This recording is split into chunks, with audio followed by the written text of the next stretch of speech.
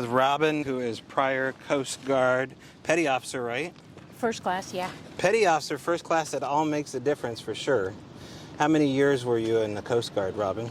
20 years, 9 months, so many weeks, and so many days. Almost 21. And you did duty all over CONUS, all over the U.S., all over? Yeah, I did duty California, New Orleans, Key West, Miami, Gitmo, Puerto Rico, 2 ships out of Key West, Yeah. a ship out of Alameda, and then headquarters, Coast Guard headquarters in D.C. And now we are at the almost the top of Washington's Pacific beaches here, just outside of Fort Washington at Ruby Beach.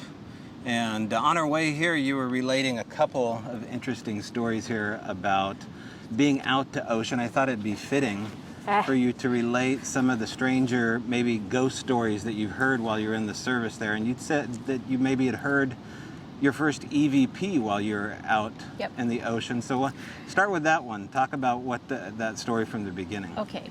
That story was a fishing boat I had sink when I was stationed in New Orleans. I actually was at a land unit that time.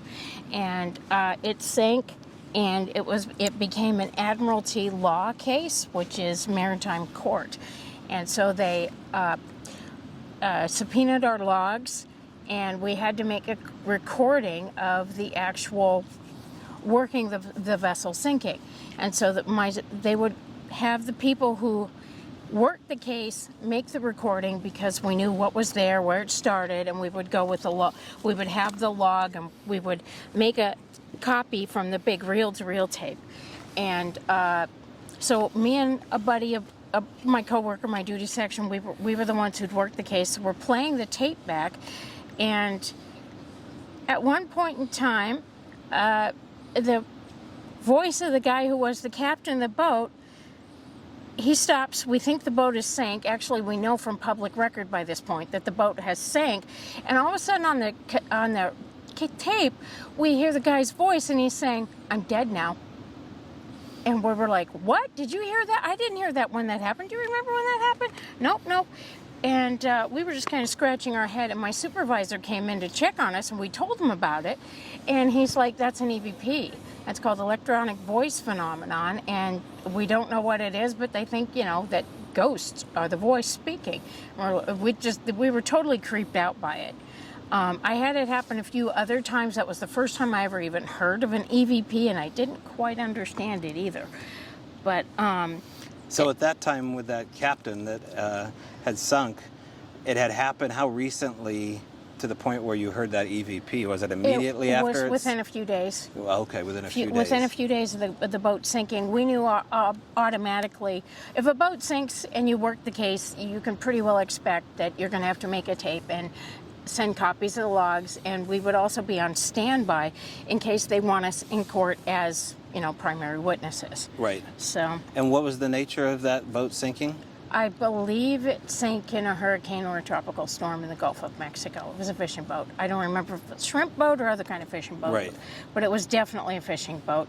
Yeah. Now, are there common areas where boats go down more often, where there seems to be almost more bad luck involved and weather anomalies, like the Bermuda Triangle? Does that kind of stuff actually exist? Gulf, I can tell you the Houston Ship Channel was a real hazard, and probably still is. Boats used to collide in and out of the Houston Ship Channel all the time.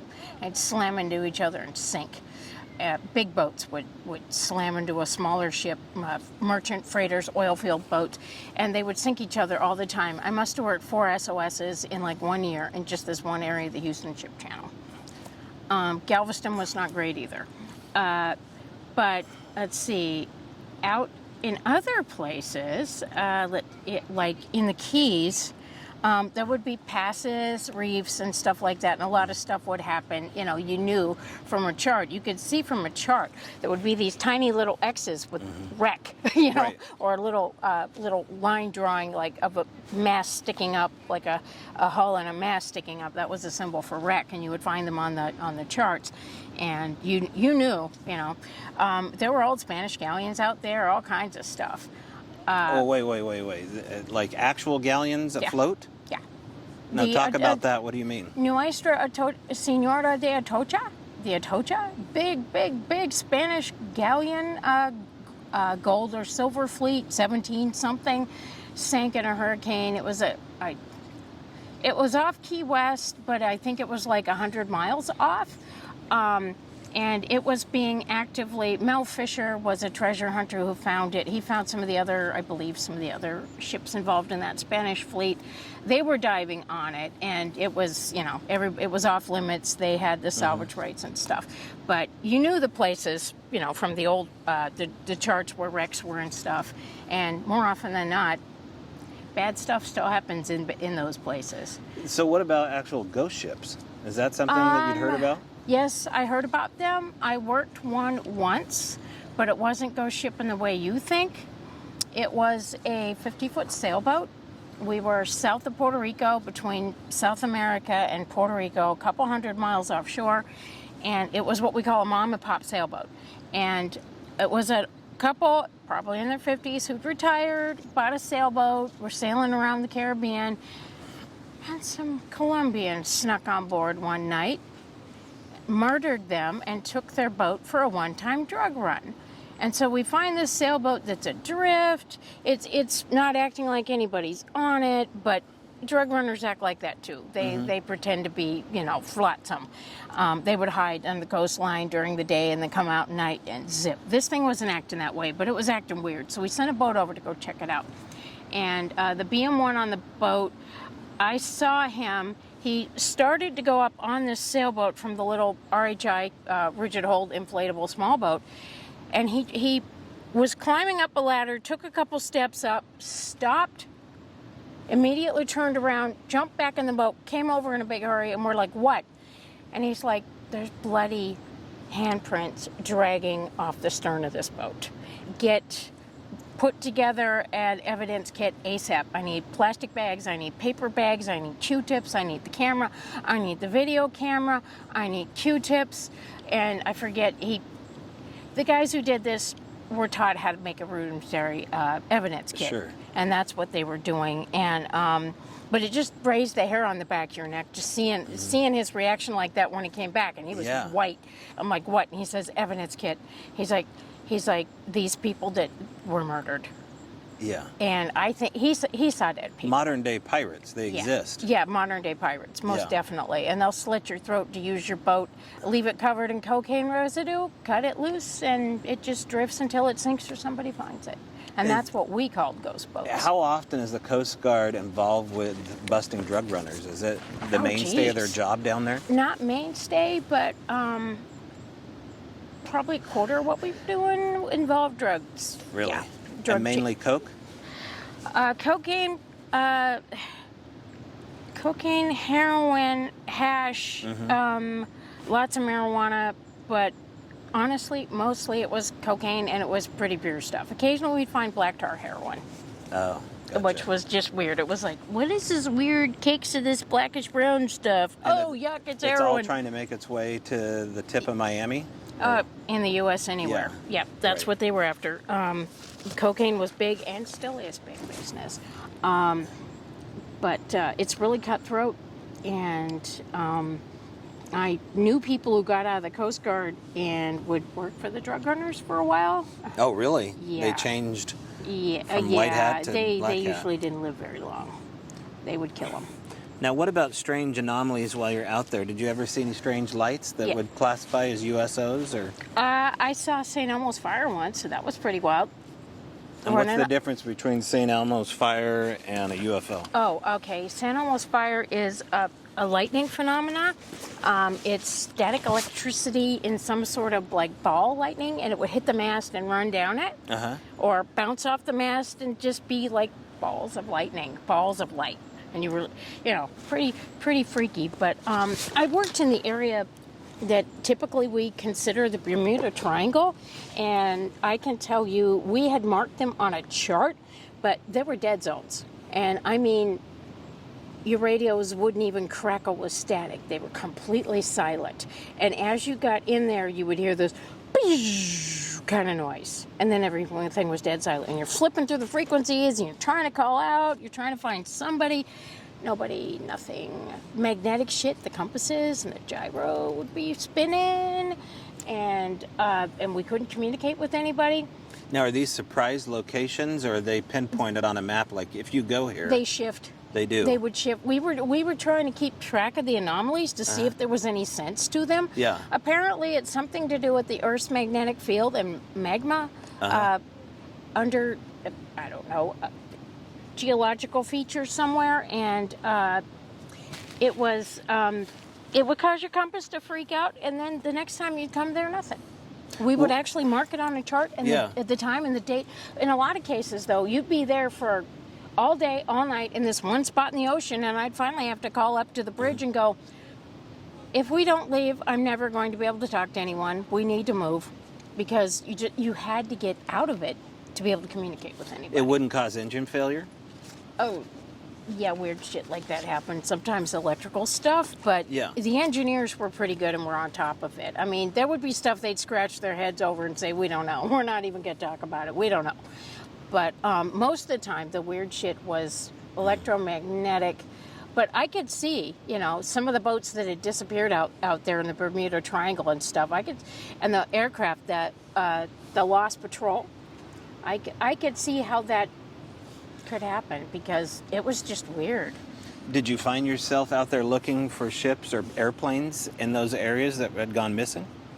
We didn't have anything but a fish finder. If we had, good side scan sonar, we might have found something. Right. At one point in time, we sailed over the Bahama Road, and it was really, really calm, and you could see it. You could hang over the bow and see the Bahama Road. Do you know what that is? Is that an ancient It looks road? like it's slabs of limestone or something, and people think it looks like an old road. It isn't. It's probably a geological feature, but it looks like a road, and they call it the Bahama And it just goes Road. on for miles? And it's like whitish, tan, light colored. And you could see it. You could the see water, it. the visibility's Yeah, that good. In some places, I don't think it was more than 50, 60 feet down. I'm trying to remember. Was that around Tongue of the Ocean? Where the hell was that? I'd have to see a chart. Did they ever have swim calls like they did in the Navy? Oh, yeah. We had Really? swim call. Yes, and we had this obnoxious cook who would throw chum over the side, too, Oh, at the same time. It's like, nope, not going swimming. Bob's throwing chum. Now, some of the audience here, they've maybe heard your story, which would have been a couple years back, but for the newer listeners, they don't know that you're also a magnetic anomaly. Why is that? Because I was hit by lightning. More than once.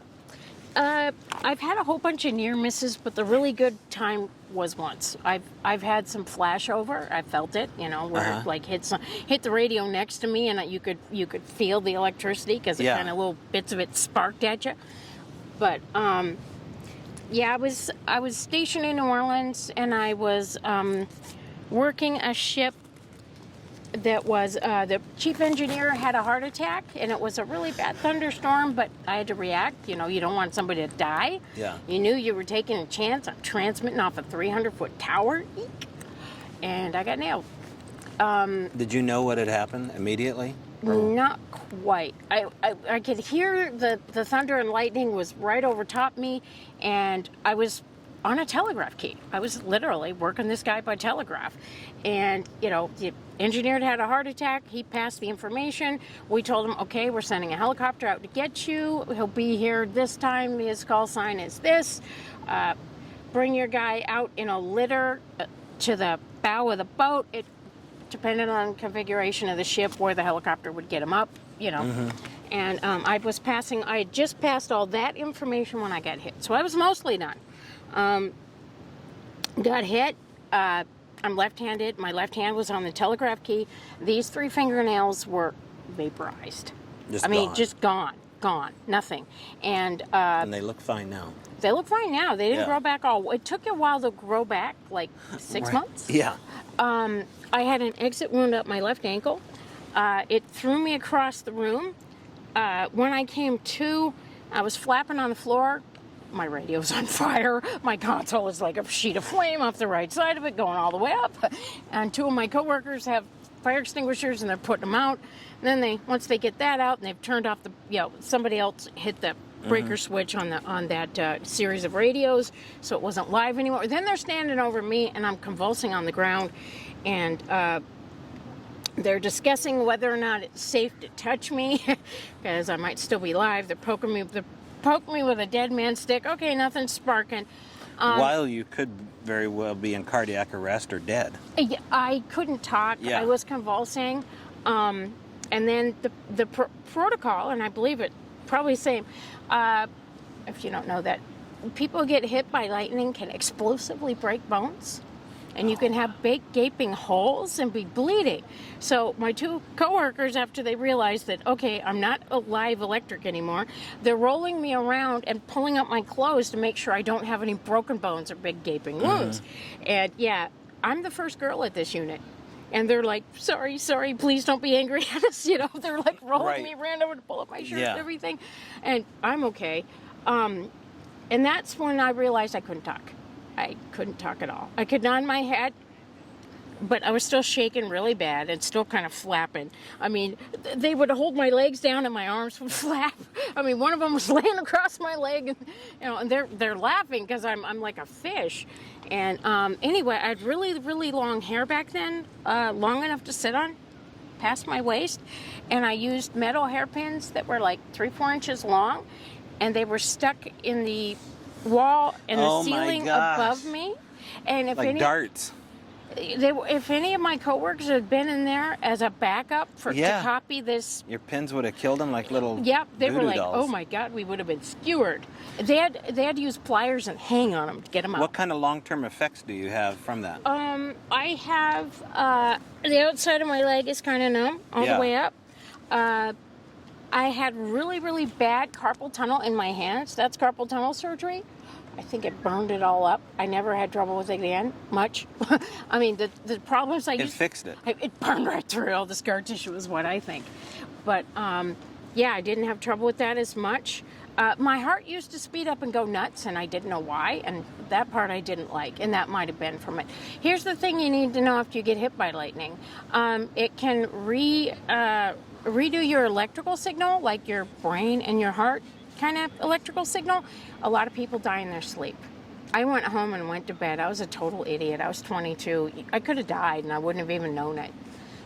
So what should you have done? Gone straight to the ICU? Or not ICU, just get checked and maybe an EKG because your heart is probably going nuts. None of that happened? Nothing. I went home, wanted to go home, leave me alone. I've had it. It was my fourth mid-watch in a row, day watch in a row, and I'd had it. It was like, I didn't drive, so I'd have somebody take me home even. So why did they skip that medical protocol? Because you know and I know that that's a DOD, I mean, that's an obvious thing you do. I thought I was fine, and they were, but here. Safety-wise, though, you're not the one that makes that call. I couldn't talk for 2 hours. Yeah, that's not a call you make. It threw my language center offline. And for 2 hours, all I could do was nod my head yes and no. Yeah. That's all I could do. And it took an hour for my hair that was out like this. Really, like you stuck your finger in a life socket. It was like that. It took hours for that to come down. It felt like the worst case of goosebumps you ever had in your life. And it was just, I kept trying to pull it down because I was embarrassed after a while because somebody else came in the new duty section. They're like, and I'm like, okay, I look like a freak, huh?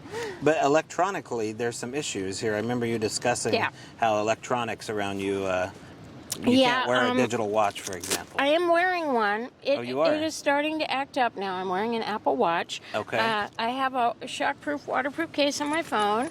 What kind of things will happen? They die. They short out.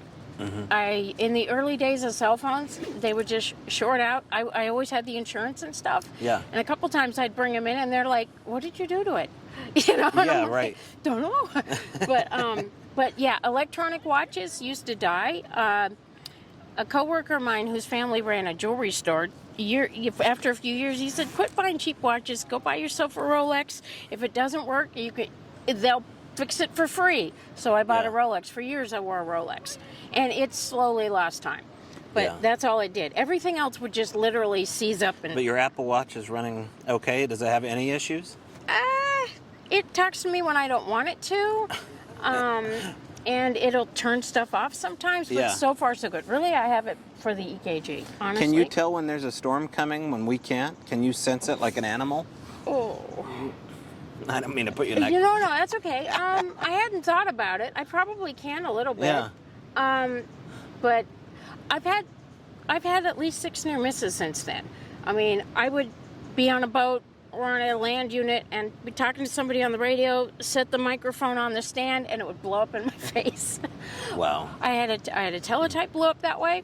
I had God knows how many HF radios blow up in my face that way. And then at the end, servers and workstation computers would blow up in my face.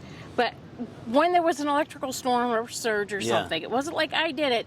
My electronics tech were always telling me to, get away from the radio during a thunderstorm. Yeah. Don't break, or tell me, don't break my radio. Before they went to bed, before they turned in, they'd be like, don't break nothing. But yeah. It's incredible. I mean, you have so many stories from just being in the service, but you have tremendous stories even before you're in the service, and you're tied to some Native American roots. Just by the look of you, may shock people, but no pun intended. But Robin does have. What are your Native American roots again? I am Nez Bilam, Nez Person, probably a little Yakima. Yeah. And I am Chief Joseph of the Nez Perce is my 3rd great uncle. And you do not fall short of Bigfoot stories. It goes back into how far your grandfather had sightings? My great grandfather might have. He was Indian. My grandmother's father was an Indian. They didn't talk about it much. I mean, literally didn't talk about it. There were incidents that were probably Bigfoot related, family stories and stuff. And when I was a kid in Astoria, we found a Bigfoot teepee and we took it over.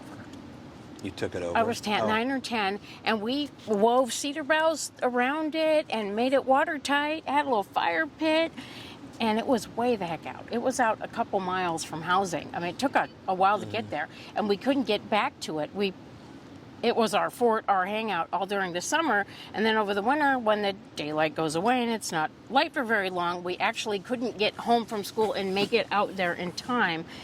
And did you see sign that it was not made by humans around it? Like, did you see footprints, or what let you know? We would hear whistles, and the bushes would shake, and trees would bang, probably rock clacking. And you know what? We thought it was our brothers screwing with us, and we'd be like, "Get away! It's our fort!" Right. We were like all territorial. Yeah. Well, the next spring, when it finally got warm enough and light long enough so that we could get out there one weekend, smashed flat. Totally flat. I mean, and it was sturdy, and we were just like, wow, that was a heck of a storm. We're kind of scratching our head and leaving. Had no clue. I'm pretty sure the Bigfoot were trying to scare us off, and we were not going along with it. Right. And so they decided to, once we were gone for the year, they destroyed it. That's what I think. I think they were whistling at us, and they were shaking trees. And now, do you get vibes out at a place like this? Can you feel or sense activity when it's near? Sometimes I have to be paying attention, but if they're making it, if they're being obvious about it, oh yeah, you're like, okay, somebody's looking at me, and they're right up there. Right. I don't have that sense right now, though. When I was back there, it wouldn't surprise me if somebody's hanging around. Okay. I just had the feeling like there might be somebody around, but they're not making their presence very well known. I'll give people a little cursory look here as far as what we're talking about. I mean, there's quite a few people here right now, but behind that creek bed there, as you cross over, there's a great wilderness that exists up into reservation land of the Makah, I believe. And if you watched, I think, Expedition Bigfoot, when they were talking about first, second, and third beach, the cloaking activity that one of the elders talked about would be northeast of this section. And those are the kind of Bigfoots that people describe out here as the cloakers, and the ones that are green, almost look like they have moss covered. Oh, yeah, the really moss covered one? Yeah. The one I saw in my dad's backyard, he had a bit of moss in him. Did he? Yeah, it was just stuck, little bits on his head and his shoulders and arms. He was about 8 feet tall, and I watched him walk through my dad's backyard. And how old were you? This was recent. Yeah. I never saw any... Recent? 10, 15 years Yeah, ago. pretty darn recent, since I've known you. Yeah, it was 2011, I think. It was really active up at my dad's, and I went to spend a few weeks up there one summer, and one of the Bigfoot walked through my dad's backyard with the porch light on. I don't know if they forgot I was there, right, or if they were literally throwing me a bone and letting me see at least one of them. You know, I didn't have a camera, I didn't have anything. I was watching TV, and it was like, I think it's time to pack it in. It was about 2 a.m, and I was about to turn the TV off and the lights off, and realized that somebody was walking through the backyard, and the porch light was on, and I thought it was a guy who lived on the property, and then I was like, nope. Nope. He wears clothes. That's not wearing clothes. Well, in the last few minutes here, this has been Robin with a great many stories here. We've only touched the very surface of her incredible life, and we'll do more of that coming up. But now we have miles of beach to come through here before we head back